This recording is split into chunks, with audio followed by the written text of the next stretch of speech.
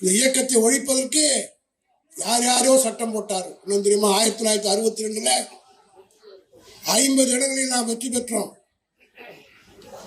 மிகப்பெரிய எதிர்கட்சியாக திமுக வந்துவிட்டது. அன்றைக்கு டெல்லியில் இருந்த அரசு திமுகவை தடை செய்ய வேண்டும் என்பதற்காகவே சிறு சட்டத்தை கொண்டு வந்தான். அதாவது திமுகவில் இருந்து கொண்டு யாராவது திராவிட நாடு தனி நாடு கேட்டால் 7 வருடம் தண்டனை. இதெல்லாம் இன்னைக்கு இருக்கிற அரசியல்வாதிகளுக்கு தெரியாது. இந்தியன் பீனல் கோடில் இருக்கிற 153வது பிரிவுக்கு 153A என்ற ஒரு பிரிவை சேர்த்து 7 வருடம் தண்டனை கொடுத்து திமுகவுக்காகவே சட்டத்தை திருத்தினார்கள்.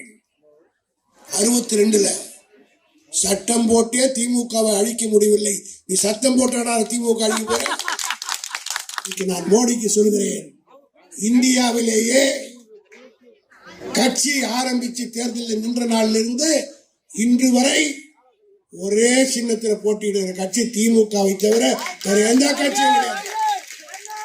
57 உதயசூரியன், 62 உதயசூரியன், 67 சூரியன், 71 சூரியன், 2021 வரை உதயசூரியனை போட்டியிடுகிறோம். மோடி அவர்களே, இந்தியாவில் இருக்கிற எந்த கட்சிக்கு அந்த யோகிதை உண்டா? கிராமத்துல ரொம்ப கோபம் வந்தா சொல்லலாம், நான் ஒருத்தனுக்கே பிறந்தவன். அரசியல் அப்படி சொல்லுகிற யோகிதை திமுக காரனை தவிர வேறு எவனுக்கும் இந்த பெருமை தெரியாம முந்தானத்தை வந்து பேசிட்டு போயிருக்காங்க. சும்மானா கூட அவரு மோடி 400 300 116 இடத்துக்கு மேல் பிஜேபி வருவதற்கு எந்த விதமான முகாந்திரமும் இல்லை. மீதி 427 இடங்களிலே இந்தியா கூட்டணி 300 இடங்களுக்கு மேல் பிடிக்கும். எஞ்சி இருக்கக்கூடிய கட்சிகள், ரெண்டிலும் சேராமல் இருக்கிற ஜாதி கட்சிகள், மாநில கட்சிகள், இதெல்லாம் 120 125 சீட்டு வரல வரும். ஆக மோடிக்கு பயம் வந்து விட்டு, உங்களுக்கு எல்லாருக்கும் தெரியும், பலசாலியா ஒருத்தர் இருந்தான்னா ஒண்டிக்கு ஒண்டி வரையான்னு தான் கூப்பிடுவாங்க. கொஞ்சம் வீக்கா இருக்கிறது ஆடியால வச்சு அடிக்க போவோம். இந்த பாராளுமன்ற தேர்தல் என்பது மோடி எல்லா கத்த விதை அத்தனையும் காட்டுவதற்கு தயாராகிவிட்டார். ஆனால் ஒன்றை மட்டும் சொல்கிறேன், அவர் கத்த வித்தை விட எங்கள் தலைவர் தளபதி அதிகமான வித்தை கத்தவர் என்பதை மோடி வழங்குகிறார். எப்படி உன்னை சந்திக்க வேண்டும் எங்களுக்கு தெரியும். வழக்குகளை போட்டு மடக்கி விடலாம் என்று கருதுகிறாய். அதற்கெல்லாம் அஞ்சுகிறோம். திமுக யாருமே இல்லை. நீ எல்லா ஊர்லயும் போய் மந்திரிகளை பிடிக்கிற, எம்எல்ஏக்களை விலைக்கு வாங்குற. தமிழ்நாட்டில் திமுக இருக்கிற கடைசி தொண்டனுடைய கால் செருப்பை கூட உன்னால் தொட்டு பார்க்க முடியாது. சத்தான வைராக்கியமா சாவான தவிர கட்சி மாறி பொழைக்க மாட்டாங்க. மோடி இதை புரிந்து கொள்ள வேண்டும். இந்த பிறந்த நாள் விழாவிலே நாம் அனைவரும் எடுத்துக்கொள்ள வேண்டிய உறுதிமொழி என்னவென்றால், இந்த நாடாளுமன்ற தேர்தல் இன்னும் மார்ச் மாதம் 16 17 அறிவிக்கப் போகிறார்கள்.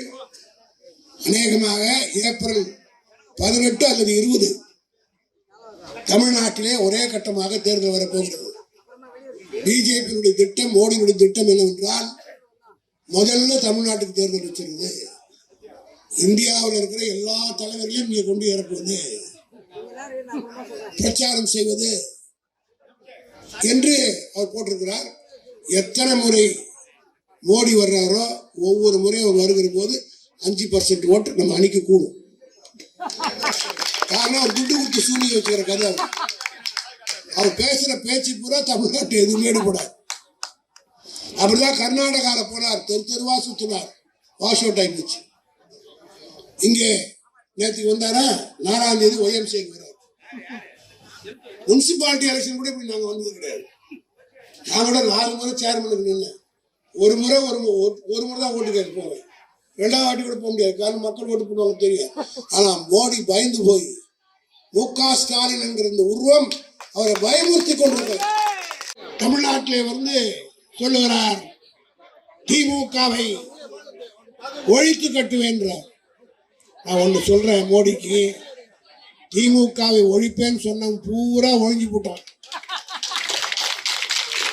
வரலாறை தெரிந்து கொள்ள வேண்டுமானால் மோடி புரிந்து கொள்ள வேண்டும். பண்டிதர் நேருவை விட நீ ஒன்னும் பெரிய தலைவர் கிடையாது.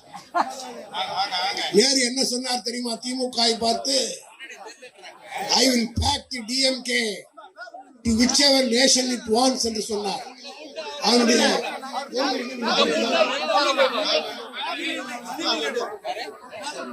திமுகவை அது விரும்புகிற ஊருக்கு மூட்டை கட்டி அனுப்புவேன்னு சொன்னார்.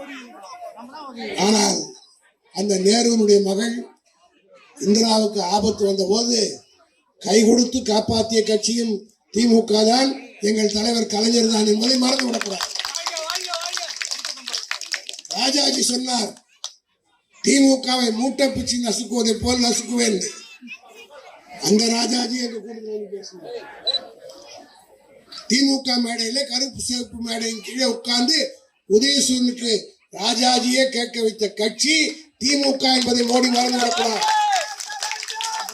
இந்திரா காந்தி அம்மையார் அவர்கள் எமர்ஜென்சி நேரத்தில் திமுக இதோடு அழிந்து விட்டது என்று நினைத்தார். ஆனால் அந்த இந்திரா காந்தியும் கடற்கரையிலே வந்து கலைஞரை வைத்துக் கொண்டு மன்னிப்பு கேட்க வைத்த கட்சி திமுக என்பதை மோடி மறந்து விடக்கூடாது. இன்னொன்றையும் சொல்கிறேன், நான் எம்ஜிஆரை குறித்து படிப்பதில்லை. ஆனால் அதே எம்ஜிஆர் என்ன செய்தார் தெரியுமா? சுந்தர் மறந்திருக்க மாட்டார் என்று கருதுகிறேன். காஞ்சிபுரத்திலே நம்முடைய மாவட்ட மாநாடு நடைபெறுகிறது. அந்த மாநாடு நடைபெறுகிற போது 84ஆம் ஆண்டு அண்ணா பிறந்தநாள் விழாவை மதுராந்தக ஆறுமுகம் அவர்கள் காஞ்சிபுரத்திலே மாநாடு நடைபெறுகிற போது அதற்கு முந்தைய நாள் எம்ஜிஆர் திருச்சியிலே